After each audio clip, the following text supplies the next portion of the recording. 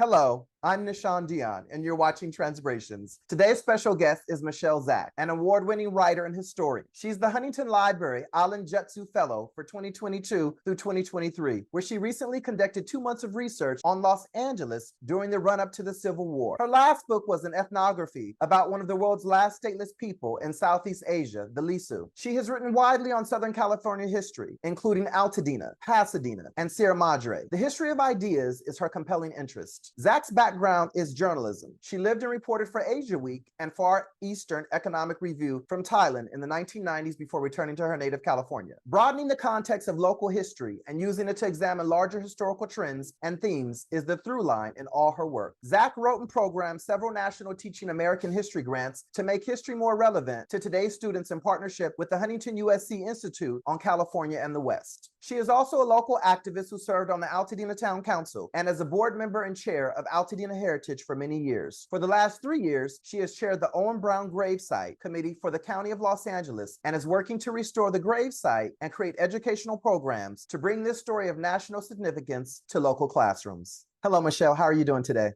I'm doing really well. Thank you so much for inviting me. Thank you for joining me. You told me some time ago that it's your father's birthday, so thank you for joining me on your father's birthday. He would have been 103. 103. But he's been gone since 1998. So But you still honor his birthday? I do. We do. I just got an email from my sister. Wow. She's the one who told me he would have been 103. 103. I assumed that he was alive because you were the way you were. Oh, no, he's sorry. I wanted to interview you because you wrote a book titled Altadena Between Wilderness and City, this beautiful book, which is based on, obviously, Altadena, my beloved hometown of Altadena. And I've had it for over a decade while I've been living here in New York in the Bronx. I don't own any other books based on Altadena or even Pasadena. This is the only book. We had a pre-interview in the summer of 2022 before you went on your vacation to Europe, and we were scheduled for an interview that was going to coincide with Altadena's 135th birthday celebration. Yeah, we've been talking for a couple of years, and I'm really happy to be finally sitting down with you. And there's always so much to talk about.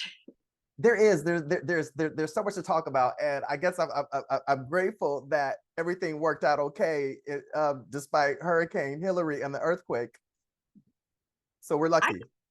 I didn't feel the earthquake, but we did get 5 inches of rain, which was pretty exciting. Obviously, that's not the norm for Altadena. For August? I don't think so. Right. You and your family have lived in Altadena since 1986, correct? That's right. Yes. Our first home, only home really that we. Where are you originally from? Where are your parents, your father, Well, I was born in Canada. I'm an immigrant, although I grew up here. My father was Canadian and my mother British, and they met during World War II and got married right after D-Day, and then moved back to Canada. And then the family shifted down here to California when I was just, not even 2 years old. So I'm really grateful to them for bringing us here. And they settled in Altadena. Well, in Pasadena, actually. In Pasadena. Very sort of North Pasadena. I grew up on Holliston. It's right by Hill. It's right by Hill Avenue. Right, it's right by Hill. Washington, Orange Grove, Colorado. Washington, just south of Washington, so practically in Altadena. Okay, I know that general area. And around what year was that, or was it the 1940s, 50s? 50s. I was born in 1951, and we moved to Pasadena, I think in 53 or 4, and we bought the house. My parents bought a house on Holliston, and I started kindergarten at PUSD, I think in 1956. So I was born right at the midpoint of the century. Looking forward and thinking, oh, 2000 is so far away. Gosh, I'll be like 40 years old then. It's so obvious. That's one of your memories. What is your most significant memory of Altadena?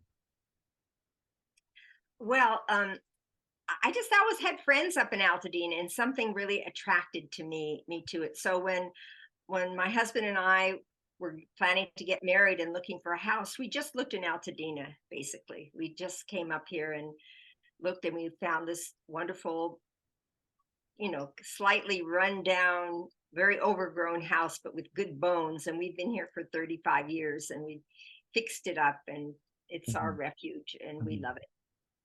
So you weren't in Altadena until after you were an adult.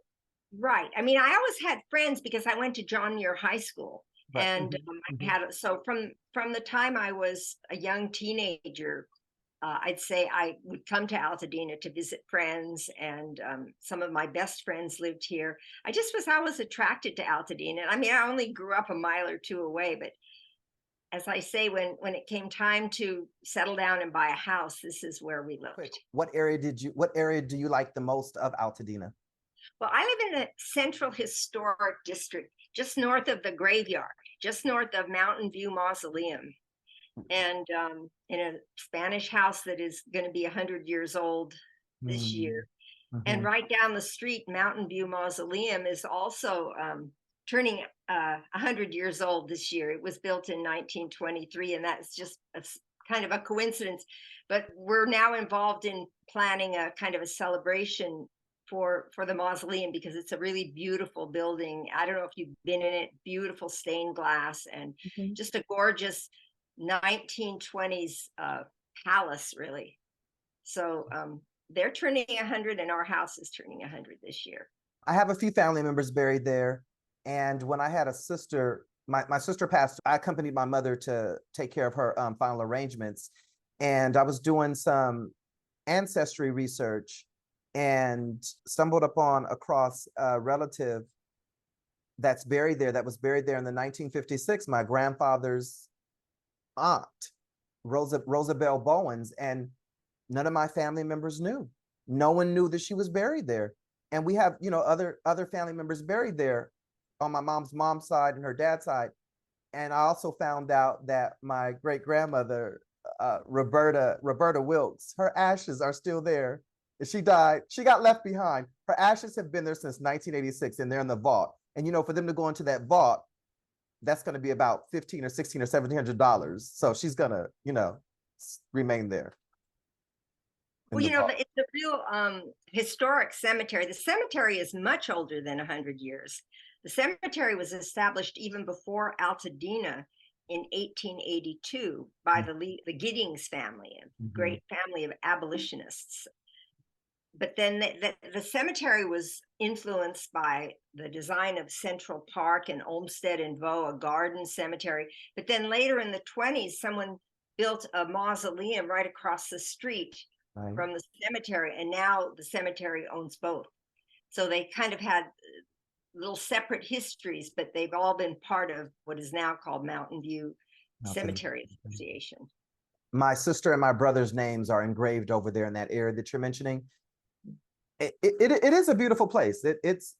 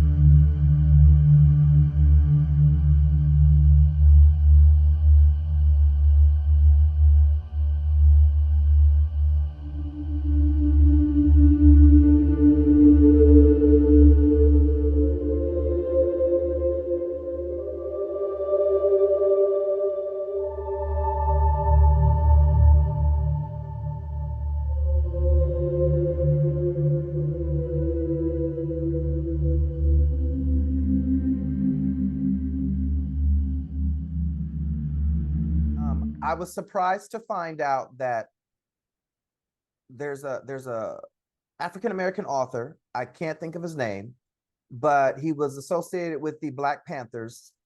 Eldridge Cleaver is buried Eldridge Cleaver. But you know, so is Octavia Butler. Right. And I know he wrote Souls on Ice or Souls on Fire. Ice. Right. Souls on Ice, yeah. Famous book in African-American literature.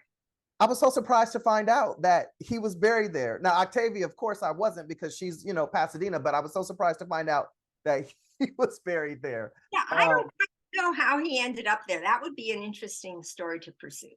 Because he died in Pomona, or he died somewhere. It wasn't in Altadena or Pasadena. It is a beautiful place. It is. I mean, I want to say all cemeteries are, quiet and peaceful. They should be, right? They should be. So, well, yeah. And the cemetery is, of course, for burial, and then the mausoleum is what they call above ground burial, or people who, are in crypts. And it's not like walking around a garden. It's more like walking around a church, or it's all marble and stained glass windows, and rain or shine, you can visit the dearly departed there. The last time I was there, that area looked like it was under a part of it was under construct. They were doing some remodeling or something. Well, the mausoleum and the cemetery are like the most filmed places in Altadena, and they're often using the parking lot there and at the cemetery, where if they're doing a shoot somewhere in Pasadena, everyone will park there, and then they'll ferry the workers, the people working on the film, so that they don't plug up the neighborhood with too much traffic. So it could have been that, that you think there's something going on because of all the big trucks. You went to John Marshall and Johnmuir. Yes. What stands out the most about your time going to PUSD schools? Well, I also went to Longfellow which is another PUSD school for elementary school. My time at Marshall, it could have just been my age, but I was quite miserable at that, 12, 13. And then I went to Muir we used to have only 3 years of high school, 10th, 11th, and 12th. And when I went to Muir, it was like my life began, and I blossomed, and I made so many great friends, many friends who I still have today. I had a wonderful experience at Muir, and I only found out the last day at Marshall that I was going there. I was supposed to go to Pasadena High School, where my sister had gone, but they were still kind of tinkering with the edges of the boundaries. They were trying to get more racial balance in the schools. So this was before the big lawsuit that was settled in 1970. This was in 1966. I found, you're going to Muir, and I thought, I'm going to Muir. I didn't think that much about it, but it turned out to be a very wonderful experience for me. Were you recently inducted into the John Muir Hall of Fame in 2021? You were? I was, yes. How did it make you feel to be recognized by your former high school in such a manner? Oh, well, I can't tell you how wonderful I felt about it, because I think it took me a while to realize how much I owe to John Muir, how formative it was, how much it shaped me, the people I met, the ideas, the teachers. So by the time I was inducted, I'd realized all of that. And so it was very humbling and was very moving for me to be honored by my old school. And my really good friend Michelle Huntington was honored and inducted the same time, so that made it doubly special, because we met the first day of high school when we attended John Muir, and she today is my neighbor and lives just behind me. So the fact that she's a writer too, she's a novelist. So one of us had been inducted and the other not in any year, we might have felt a little something, but the fact that we were both inducted the same year was just perfect. Would have been a little problem, huh? I recently talked with Dr. Jeffrey Stewart, an alumnus of John Muir High School, and you mentioned that you watched the interview and found it enjoyable. How has your experience been having Jeffrey as a friend since your time at John Muir, going back to 1966, the mid 60s? Well, he was one of the many great things about Johnmuir. He's a couple years ahead. And so I don't even know why or how, because he graduated 2 years before me, but we were somehow had become friends, not close friends, but I knew him. I've been to his house, and I followed his career, not that carefully, but until when I came back from Thailand and wrote the Altadena book, that's when I thought about Jeffrey, because I remembered that he lived in Altadena on Loma Alta, and I got back in touch with him at that time, and I interviewed him as a part of the research for my book to find out what it was like for a young Black man to grow up at that time in Altadena, and he had some pretty interesting and amazing stories about that, which are some of them are included in my book. And then later on, he's written more books, and we got together again when his biography of Alan Locke came out, because he asked me to interview him, to do an in conversation at Romans, and then we did it again at the Altadena Library. So we've stayed in touch. He doesn't live here anymore. He lives up in Santa Barbara where he teaches. Yeah. But I was very happy to see him. And I know in the book you discuss him on page 186. Oh, okay. Oh yeah, I think I did a special little box, and I think it was like to be young, gifted, and Black in Altadena. Yes. Because he just had a pretty interesting experience. His family had moved from Chicago. His mother wanted him to, have an integrated high school experience, which he eventually did. But before everything got smoothed out, there were some bumps, and he found himself, being put in classes, that weren't for the most brilliant, accelerated students, just simply because he was profiled. And he was a new incoming student, but his mother took care of that. And then pretty soon he was able to, be realizing his potential in a lot of, really good classes. I don't know if the schools still do this. They sort of profile students and put them on a track, according to what their perceived talents are. What, in your view, is the most appealing aspect of Altadena? Well, there's the mountains. I think that something about the mountains attracts us all. And I'm a hiker. So there's that, the setting. And then there's the diversity of the people, of course. And, there's a lot of, I used to say, a lot of cranks and soreheads up here. Just a lot of interesting people who seems to live on the fringe, because Altadena is an unincorporated area of Los Angeles County. So some might say it's not quite as organized as Pasadena or other places. It's not on the way to anywhere. It's sort of in a cul-de-sac. On one side, we have Eaton Canyon. On the other, the Arroyo. Behind us, the mountains. Yeah. And so something about that setting, the beautiful setting, and the kind of people who are attracted to it have always made it just extremely appealing to me, and made so many wonderful friends here over the years. And it's kind of a do-it-yourself place, because we don't have a city council with any real power. I know, because I was on the town council for 6 years. Our mayor would be our supervisor up of the board of supervisor. And Los Angeles Board of Supervisors is a 5-person group and 10 million constituents. So that means every supervisor has 2 million. So it's been, and that's Catherine Bigelow, right? Catherine Barger, right? Oh, how do you say it? Barger. Catherine Barger. Right. Okay. Yeah, we like her a lot, but it's a different kind of a governance system, so because of my experience on the town council and Altadena Heritage and the Owen Brown Committee, I've interacted with county government a lot. And, it's got its pitfalls, because we don't have real local control. But on the other hand, we feel like that we have the voice, the ear of Catherine Barger, and we feel a little bit like we're left alone up here. I don't know. Did you feel that when you lived here? I tell people all the time, there's no other place I would have wanted to have grown up outside of Altadena other than possibly the Caribbean. it's one of the most beautifulest places in California to me. And I almost kind of want to say that it's perfect. I mean, because I lived in, my first home was on Altadena Drive in Lincoln. Then we moved 2 blocks north or 1 block over to Palm Street.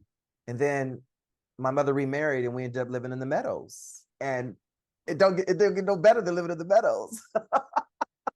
Well, So there's a feeling like I sometimes say live free or die in Altadena. There's a certain freedom about the place, a certain, you know, I don't know, just a sense that, you know, like being tolerant and accepting people and, you know, live and let live kind of a feeling. it almost has that old town feel. Like, you know, I mean, because I've been to places in the deep south, where my grandparents are from. It just feels like an old town, you know, quiet, for the most part, I would say peaceful and very comfy. Right. Well, you know, there was no real planning that went into Altadena. So that causes some problems in that we don't have provision for a lot of parking. We don't have a whole lot of commercial activity we used to. But then as the county laws became stricter and stricter about how many parking spaces you need per each person sitting at a table in a restaurant, it squeezed businesses out, which is kind of unfortunate. But the lack of planning also kind of, I think that contributes to the feeling of freedom here. You know, I wish we had more sidewalks, but some people like that we don't have sidewalks.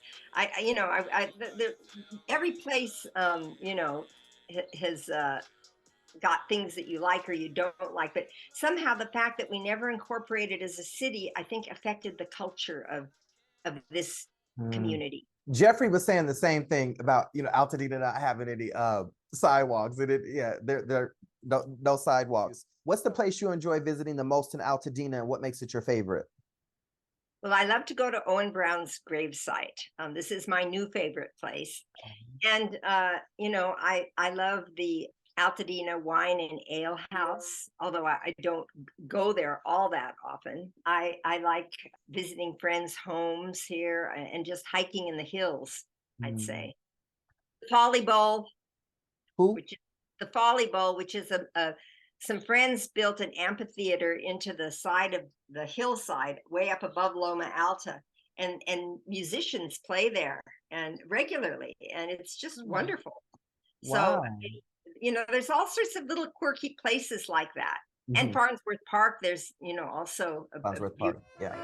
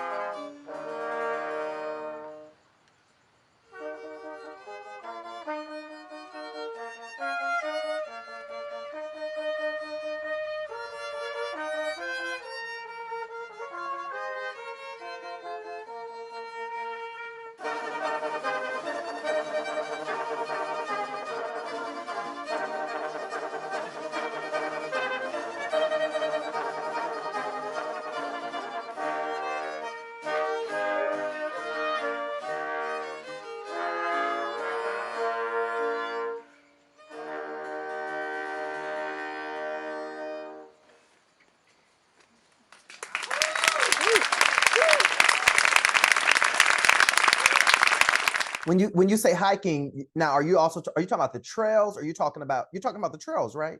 Yeah, the trails. Yeah. I hike often in the mountains. At one point when we lived in the Meadows, we kind of lived like directly north of JPL, and, you know, just being able to go down there, kind of like out into the pretty much going out into the backyard and, you know, going that way, or the Lincoln, Windsor. I mean, Yeah. and you have waterfalls in your backyard, you know? Right. And the Gabrielino Trail, and there's lots of water up there, and then there's Millard Falls. I mean, there's a Yes. lot of natural beauty, and it's very easy to be close to nature here. You don't have to drive, you know, more than 5 minutes. Mhm. So it's And good.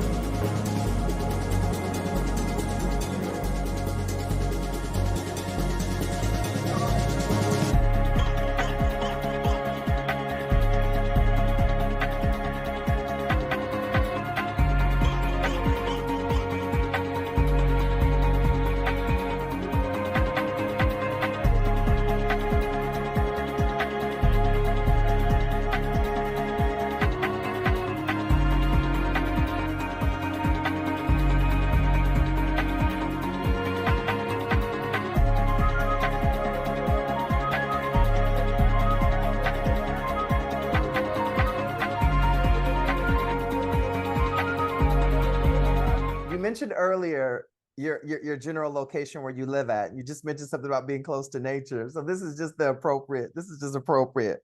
So I forgot where I pulled this quote from. Better known as the Sodfather, Zeke was a lifelong resident of Altadena and California's self-proclaimed guru of doo-doo. Zeke was a visionary compost wizard known for his Edenesque mountain of decomposing, which at one point reached 40 feet high and 200 feet wide. His compost-rich soil, much of it made from his own excrement, was so powerfully fertile, it was dubbed kryptonite.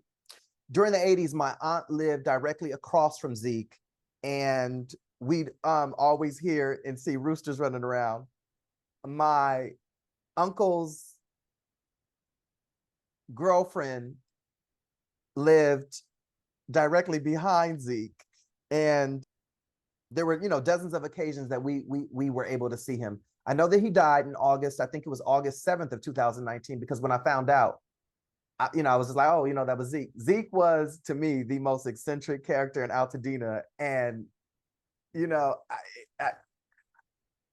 he's just stands out. What was your relationship with him? Well, I was very fond of him. We called him Zeke the Sheik, or he used to deliver loads of his special kryptonite to our garden. And at one point, the fact that he had this huge compost pile that would regularly catch on fire. And, this really did not sit well with the county officials. So they were always hassling him. And so many people tried to help him. I mean, only in Altadena would it even have been tolerated, I think. And he had like his birds of paradise plants that were like 20 and 30 feet tall, growing out of this huge mound of compost that he kept. So I have fond memories. And I went to one of his final birthday parties. It was in Los Angeles. I think it was, when did he die? He died August of 2019. Well, so I think this might have been 2017 or so. I can send you I remember because I put a picture on Facebook, and there was a really nice birthday party for him. Really? He had many followers and people who appreciated him. I know he did. So as a child, I just associated with not so much like, that crazy man or whatever, but it was just like, as a child, you don't know what composting is and that type of stuff is, it doesn't register. But what he was doing was he was providing a very much needed service to residents, to the community. Right. And so many people's gardens are beautiful, and they would swear by his kryptonite, that it was really good for growing tomatoes and others. And he worked with another famous great Altadenan, Desdie Kellogg, who had the Altadena stable. And she used to also give him all of the horse manure, and he would mix it all in and with his, compost, and that was the end product. It was probably, mainly the horse manure from the stable mixed in with other things. Wow. Where was he from? I don't know. I know that he had, in his younger years, he was a brilliant scientist, and he worked at JPL.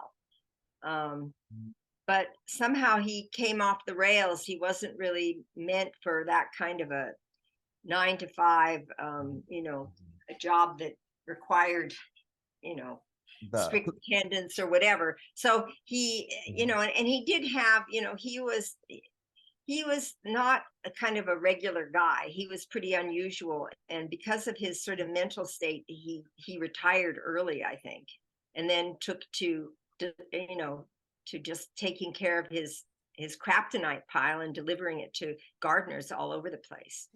Was he also an artist, or do you know if he did any writing or drawing? I don't know. I know he could speak in rhyme, and he would often just start to talk, and it would be like he was a rapper, and he would speak in rhyme. I don't have any of them, written down, but I wonder if anyone ever has, because he definitely he was like a bard, kind of a living poet. And I don't remember the exact circumstances, but he delivered something here, and we wanted to pay him, and I wanted to pay him a little extra because he'd gone to a lot of trouble.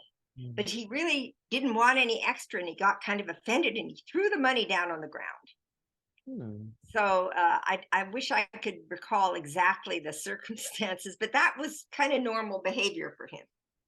And what happened with the property? What is going, is it, I mean, obviously it's no longer, Yeah, that's I don't know. I imagine it was sold and it was probably just a normal looking house now.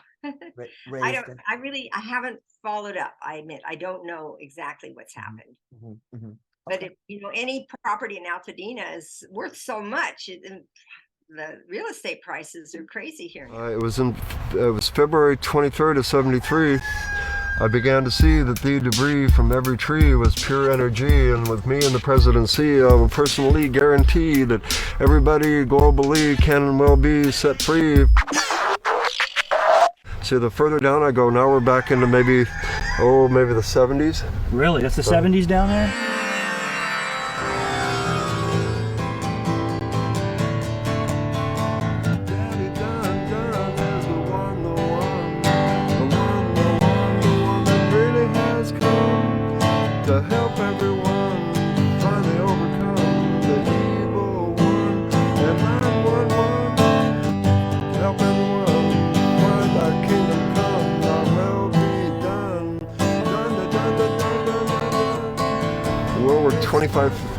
Probably 25 feet at least off the ground still. And we're standing on? A pile of doo-doo and organic material that's turned into soil.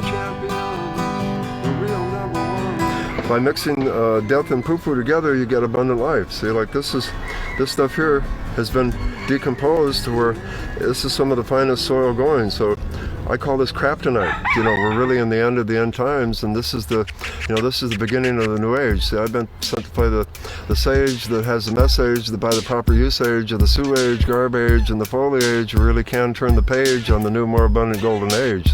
All this material here is basically trapped sunlight. It's like, for example, if we take this dead stick and throw it on the fire, it will release fire. It's like, so what we're doing is we're releasing the fire into the soil, and the soil is creating all these hungry little creatures that is eventually going to consume this guy. The richer the soil becomes, see, the faster the plants grow, and the more plants you can grow, and the more luxurious the whole thing becomes, and the life force becomes so intense that people, when they come here, they just feel this healing, soothing. It's the mother feeling and the father feeling together. All the barriers can be broken down in the garden.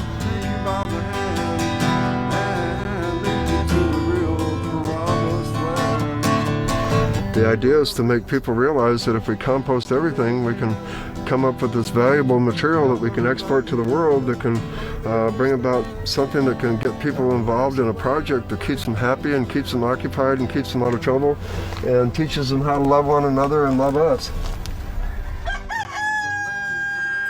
The sheik has a unique way to speak about the tragic topic. The tragic topic is, why has everything become toxic? The kilogram. Oh, it is. The royal soil wrapped in foil, soil never spoiled, to prove that I was loyal and put in the toil and created the thing that will really end the turmoil and replace oil. And what's in there? The kryptonite. This is real conservation here. The people that claim to be conservatives, they're using stuff up faster than it can be replenished.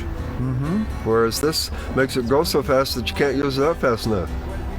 The county came after me because they couldn't see this here, but they said it was illegal because let's see, it was a health hazard. They were afraid that good health was going to break out. Oh yeah, well, that could happen, Well, think how that would take. How much revenue would that take away from the pharmaceutical people if all of a sudden everybody used faith and good nutrition and happiness to stay well?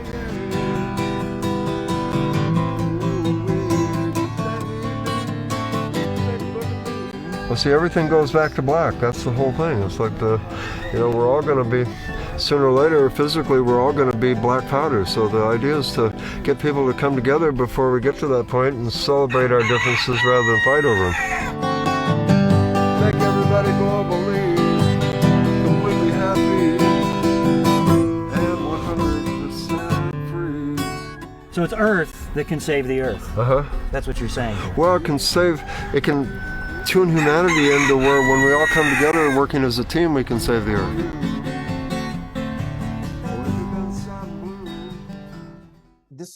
Going into this question, Altadena's real estate prices have surged, with properties like my grandparents' home on Nail Dome Avenue, which was initially acquired, I think, between like $20,000, $30,000 or $40,000 in the mid 1950s. Now it's appraised at like over almost 800, between maybe 750, 800,000, 850,000.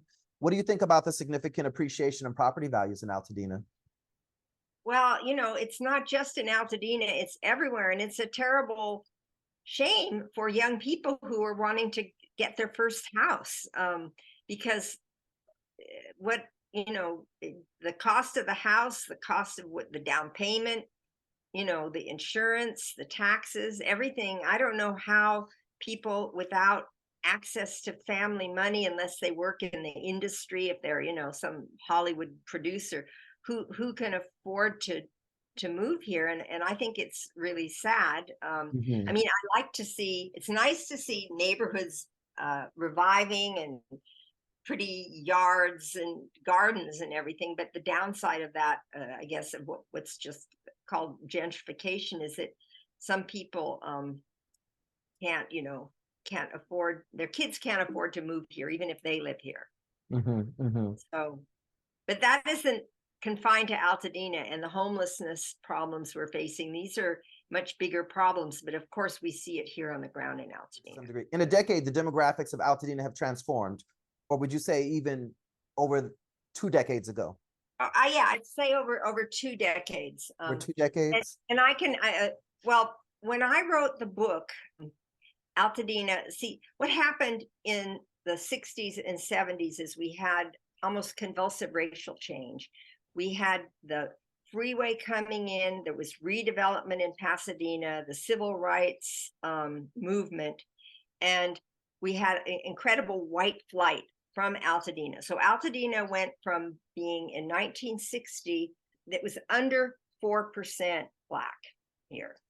And I didn't know that when I started at Johnmuir and I met people and was coming to Altadena. I thought, oh, there's always been a lot of, a lot of Black people up here. But it had changed very recently due to this, all these things that I mentioned, the freeways, the redevelopment, and then also what happened with the civil rights movement.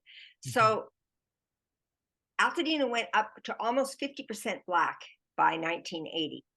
And by 1990, it was kind of coming down a little bit. By 2000, when I wrote the book, it was about, I think, close to 30%. Now it's about 20% Black. The number of Hispanics I think it's actually 19% Black. Hispanics are on the rise, Asians are on the rise, and it's now about 53% white.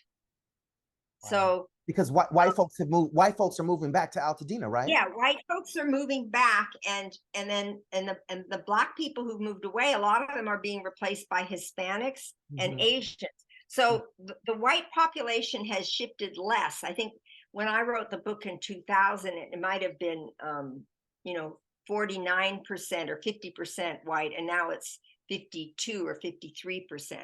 So it's the mix is just greater now. So, I mean, I'd say that it's got a very comfortable racial balance. Another question. Since the 90s, Altadena's African American community numbers have shrunk. Contemplating Altadena's historical context concerning race relations and the concentration of African Americans in the Northwest area, do you believe the current residents are experiencing greater integration or persisting segregation? Well, I think every neighborhood is integrated now, for one. That didn't used to be true. It doesn't mean that, I mean, I would still say there's more Black people, west of Fair Oaks, but Northwest. It's all integrated now, because a lot of the new people coming in, the new young people who, especially like 10 years ago where you could still get a deal, a lot of young professionals have moved in of all races. So that question is irrelevant. Lighter and darker sides of town, but there's no neighborhood that isn't integrated. That question is irrelevant. Yeah. So, well, I don't know, irrelevant, and also it'd be good to talk to some Black people who live here, that this is my perception, and I'm just looking at data. Oh, okay.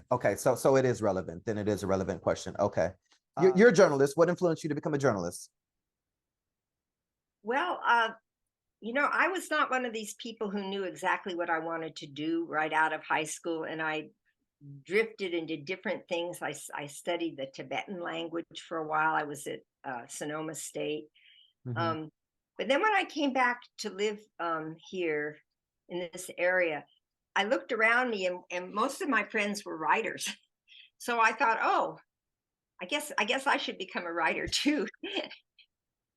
And You had that's something to say. You had something to say too, right?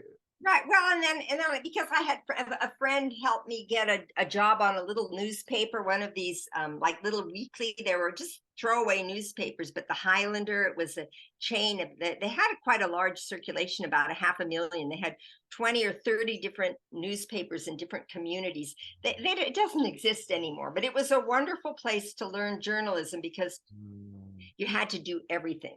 You had to go to the town council and the chamber mixer and report on that and write the features, take the pictures, type everything in, and then once a week go down. And this is when they still had the stories on these long pieces of paper that you would wax, and you would lay them in on the paper, like around the ads that the ad department had already put down. So you got to, and you did it every week. So you did all of this work of reporting and writing every week, and then making the newspaper, and then you could hold this product in your hand at the end of the week. So it was really a marvelous education, and that was my I don't have formal journalistic training. That's what got me going. And then of course I wrote for other outlets, and when I went to Thailand, I was able to write for regional publications, both AsiaWeek and Far Eastern Economic Review. But my training was really on the job. I mean, I know nowadays it's harder to people, they probably couldn't even get into a place like the Highlander without an MA in journalism, but that just simply wasn't the case. Who were some of those writers who influenced you? Well, I can say the one who helped me get the job was T.C. Boyle was a friend. He's a novelist. And it was at a party at his house that I met someone who was working for the Highlander. And he was responsible for doing, I think, reviews of plays. And so I said, oh, I'll write you a review. And, I thought, oh boy, free tickets. I can just, and I went to see the play. I still remember it was The Belle of Amherst, about, I think, Emily Dickinson. And so I went and I wrote a review, and they published it, and wow, that was fun to see my words there. And then that guy actually said, hey, you know what? I'm tired of this job. I'm going to quit. Why don't you apply for my job? So I did. Wow. That's how I got my start. That's how you got your start. The common threads in my career are writing, research, and learning new things. Specialties: I'm a writer of tight and readable prose and a dynamic public speaker. Oh dear, did I say that? Yeah, that's your quote. That's your quote, yes. Who are some of your favorite? I hope it's all true. You hope it's all true. Who are some of your favorite writers and artists? Well, I'm still trying to catch up on the classics. So I love, all the old, Emily Bronte and Jane Austen and Dickens and all of those. Now I tend to read a lot of history, but for more modern, and I read a lot of nonfiction, like Peter Hessler. I really like him. He writes for the New Yorker, and he's written a book about Egypt, and he wrote a book about China, Rivertown, that I really like. And just for fun, pure pleasure, I like to read Scott Turow. He writes legal thrillers. A couple of them have been made into movies. Okay. So I read mainly nonfiction. I want to read more fiction. Nonfiction. You just mentioned that one of his books was made into a movie. What are your favorite books and films? Well, of course, like everyone, I've seen Oppenheimer, and after this interview today, I'm going to go see Barbie. Oh, you're going to go see Barbie? Yeah, it's a movie that I probably would not be attracted to. I never had a Barbie. I wasn't into it, but everybody keeps talking about it and saying that it's good. I don't know. Have you seen it? No, I haven't seen it. So you're not a Barbie girl. No. No, but I have friends who want to go see it and they're going, so I'm going to go. Why not? I heard it made over like $1 billion. Yeah, it's ridiculous. But when I was a kid, I remember staying up late. I mean, I didn't know anything about Humphrey Bogart, but I watched one movie. I was staying up late and I watched this movie, Key Largo, and I was totally smitten by him. And so therefore, after that, I always would look. You used to get a little TV guide and you could look at late at night. They would run all these old movies, a lot of commercials. And I became a big fan of all of his movies. So those were older ones. I remember I mean, I go to see movies now. We watch TV more, but like a movie that really hit me. I remember The Graduate. I mean, that was when I was in high school. You probably haven't even seen it, but with Dustin Hoffman, and it was just, it was very ahead of its time and of its time. And so, that's a whole discussion. There's so many movies. And then there's TV. There's all these TV series. You watch TV or do you watch streaming? I guess I watch streaming. I'm attracted to legal things. I watched The Lincoln Lawyer. I'm watching Suits. I know it was out a long time ago, but I just started to watch it. I heard it was really popular on Netflix. Earlier, you mentioned moving to Thailand and Bangkok and writing for the Economic Review. You reported for AsiaWeek and the Far Eastern Economic Review in the 1990s. You also wrote economic development speeches for 3 prime ministers and other officials. What factors prompted your decisions to relocate to Bangkok? Well, my husband and I, we bought this house, we had a baby, we had jobs, we were kind of going along, and then we kind of had this feeling, well, is this all there is? We want more adventures. And I mean, we weren't kids. I was like almost 40 at that time, but he got an offer of a job. He's a landscape architect. And through an old schoolmate, he got offered a job in Bangkok. And at that time they were building, Bangkok, this was in the late 80s, they were just really starting to boom. And he went over there and designed a lot of resorts there. So we went over there for his job and also for our family. We thought we should do something exciting together. And our daughter was 2. She wasn't at school. She was actually 15 months. So it just seemed a good time to go and have an adventure. And then I ended up working for the Board of Investment. And that's where I got a lot of kind of a crash course in development economics.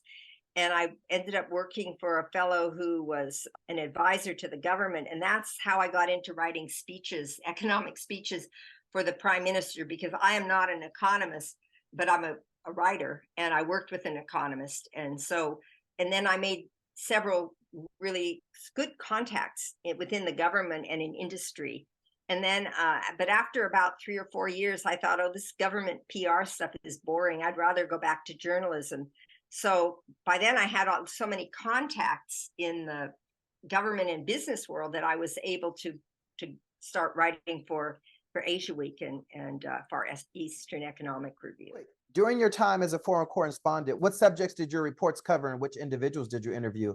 Well, I was pretty much a generalist. I mean, if I had one area of that I started to develop some expertise was the automotive industry, and also Thailand at that time was just sort of, they say it was trying to climb up the value added ladder. When we came to Thailand, or in the 80s, they would just make components there for anything, for radios or trucks or cars, and then the components would be shipped off to somewhere else where it'd all be assembled. But they were just starting to do more assembly and make disk drives, and they were moving up the ladder so that they could make more money from as their skills increased. So that was an area that I did. And I also interviewed, did you know that Red Bull, that energy drink, that was invented in Thailand? I interviewed a lot of different business people. I always remember. Yeah, Red Bull came from Thailand.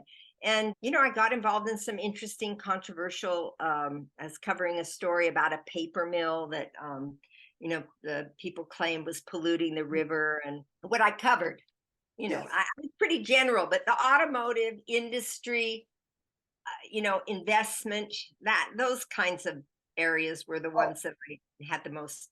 You were saying you got involved in a mess, a problem, a situation. Oh no, I covered one story in which a foreign investor who had a paper and a pulp mill, he was kind of getting in trouble. So he was accused of certain things, which I don't know whether he did it or not, but it was basically a hostile takeover of his company. And my husband just, this is totally coincidental, kind of knew him because he also had a resort in the Seychelles that my husband had been working on. So there was that case, and some of the up and coming pop stars. I did some celebrity interviews. I interviewed Tiger Woods when he first came to Thailand when he was about 19 or something like that. Yeah, so it was a really very rich, a lot of very broad experience. And what was your overall experience like in Bangkok? Well, Bangkok's a brutal city. It's kind of an ugly city, but in the public spaces, but it's got a beauty to it. In the private spaces, like in people's homes, can be really, really nice. And we met a lot of expats. Our daughter was going to school, so we met a lot of friends through her and her school. And I knew a lot of journalists. I became very active at the Foreign Correspondents Club, and I started to put on programs there. And I just discovered how much I love to put on programs. I love to gather together people who are going to discuss something and they don't all agree, and and in a public forum. I really enjoy it. Do you miss the food? I really love Thai food. I make some, but we don't like, our food is hot. We used to eat so much really hot food, and I don't like it anymore. But I make pad Thai, and I do a lot. I love to cook. I mean, that's like my major. You learned to cook it while you were there? Yeah, and especially the last year, I really focused on learning to cook because I knew we were coming back, and I knew that in the restaurants, the food is, they seem to put too much sugar in it. In American Thai restaurants, it's not nearly it's not the same as Thai food. Yeah. Okay. And during your 8-year stint living overseas, you encountered feelings of homesickness. What specific aspects of Altadena did you find yourself missing during that time? Oh, just the peace and quiet, the clean air. Bangkok is so hot all the time. You just would have to have 3 showers a day there. It was just so kind of sticky. And probably the most significant. That's like a New York summer. Socially and culturally, what I experienced there was that I realized that there's, no country is perfect. This country had all sorts of problems, and I could report on them, but I really couldn't do anything about it. I missed being a citizen. And my husband and I, at one point, we didn't know if we would just stay there forever because we were kind of having a good time. But we said that, well, if we go back to California, if we go back to Altadena, we're going to be better citizens, and we're going to become involved in local affairs. And we both have. And so I think that might not have happened to the extent that it did if I hadn't, spent the time in Thailand where you're always an outsider. And so that influenced and impacted your, would you say, feeling of civic responsibility, civic duty? Yeah, it just made me, and the thing, that was an influence. But my mother was always president of the PTA, and she was always, I was helping her get out the vote when I was 5 or 6. And so I think I also came from a family that was, civically engaged, politically engaged, an immigrant family that just thought, well, this is America. This is so great. We've got to, be good citizens. So that's also part of it. It could have been to the age at which I moved back. Usually when people are young and in their 20s and 30s, they don't do that much volunteering. It's when you're, a little bit older that you have the time and the perspective to do it. So it could have been that as well.